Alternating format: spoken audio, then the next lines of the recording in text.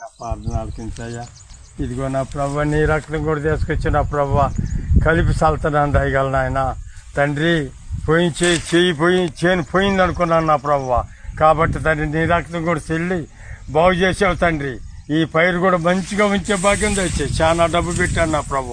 నువ్వు అడిగావుగా తండ్రి, అడిగినంత ఇస్తానన్నావు, అడిగితే ఇస్తావు తండ్రి, ఎత్తుకుంటే దొరుకుతావు, తలుపు తడితే తెస్తానన్నావు నా ప్రభు.